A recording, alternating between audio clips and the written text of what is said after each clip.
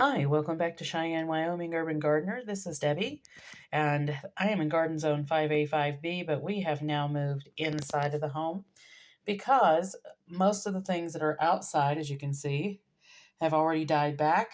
We are actually supposed to be down in temperatures over the weekend, through the next few days, into the single digits at night. So most of the things that were planted out for fall gardening, like lettuce and things like that, may actually not make it through that period of time because when it gets out down that cold, a lot of things do die off. So it may be that we just end up having to resort to what we have stored at this point forward. Right now, we're looking at one of my tomato plants on the inside.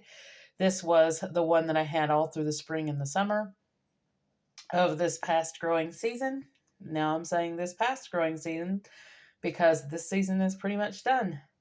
And we do have a bunch of new little baby tomato plants that are coming along. We actually have a few little baby ones, and then we have a couple of them that are pretty nice size.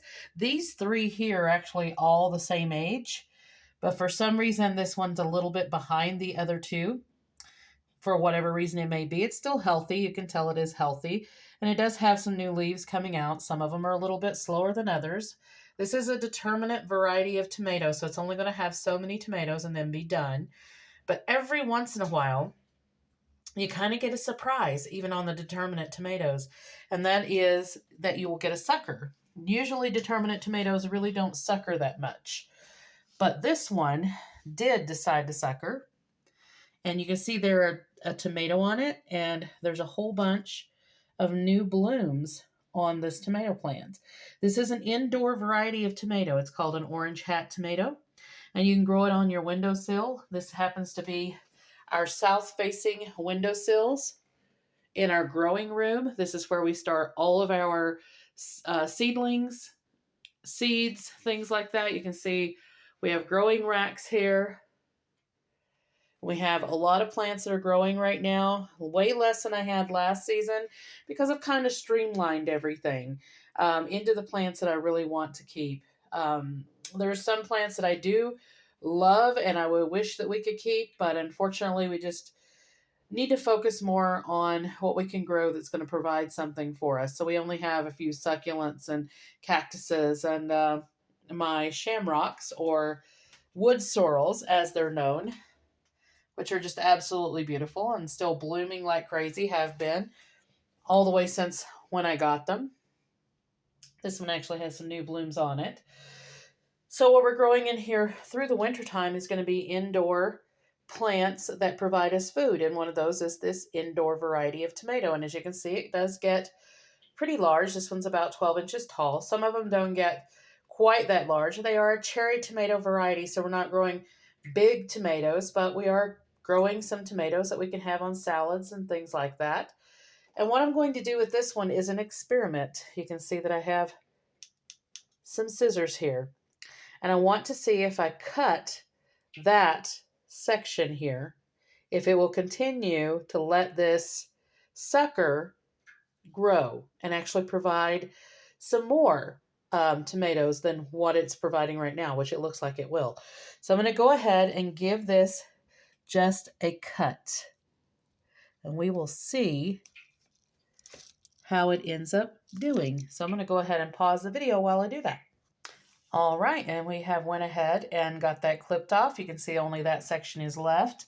And in fact, it is not what we would call bleeding that much. So it looks like it will heal over just fine. There's actually another sucker right there. So maybe this guy got pollinated with one of my other tomatoes, and maybe we have ended up with a kind of another variety of tomato. So we do have a little tiny stake in here, and I'm going to go ahead and see if we can push this up, treating it as like a main stem. I don't really need to stake it or anything because they're pretty small. And I do see a couple of new tomatoes on it right here, and then lots of little blooms that are coming on. And I'm going to go ahead and switch this tomato out where it is a little bit closer to the light, because right here is just barely getting a sliver. And then we will turn it. Actually, I think I'll switch it for this container as well. We're going to put some different plants in those containers. We actually had a couple of tomatoes, one here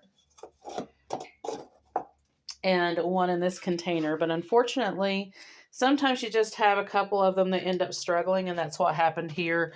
And they finally just gave up the ghost and went ahead and died back. So we were going to fill these with some more tomato plants, which we already have started. I had planted some seeds about 4 or 5 days ago. They're already up. So there was 3 seeds in here. And looks like we have 100% germination. If you can see a little bit of a loop right there in the soil, that is another tomato coming up. So we do have 100% germination on these little orange hat tomatoes. And these were seeds that I saved out of the tomatoes that I grew on those little vines. So we will have those. So we will have those to replace the tomatoes that were lost in those 2 little containers. Otherwise, we have a bunch of tomatoes here that we'd already started. It does take these guys a little bit longer, especially in this time of the year, because the light is just not as intense, not as long, and it isn't as warm. We're barely about 70 degrees in the house, which is what we like to keep it at. So it does slow things down as far as growth goes, but we do have that 70 degrees consistently, which is different than it would have it outside, of course. So they do grow quite well. This one's actually the same age as those other ones. And as you can see, this one is doing just fine. This one here had a rough start in the beginning, but it is starting to get some more leaves on it. So eventually we'll get those transplanted out into those other containers. And we're going to continue to watch the growth on this one and to see if that other sucker will get started off. So then it will have 2 branches. And we may have a whole new batch of tomatoes. And this guy was technically already done, as you could see. So this will be an unusual experiment to see how it does. But this tomato here will be ready most likely in just a few days. And these 2 are coming on very quickly. Once it starts setting tomatoes, it doesn't take very long at all. So like, subscribe, hit the notification bell for notices on new videos as they come out. And again, this is the orange hat tomato. It is a windowsill variety, and you can get the seeds on Etsy. So check those out. Give them a grow. They are a delicious tomato. I do really enjoy those. And a great addition to salads and sun-drying tomatoes and all sorts of things. And you need a container about 4 inches. This is about a 4-inch container, and it grows just fine. It gets about a foot tall. So we'll see you in the next video.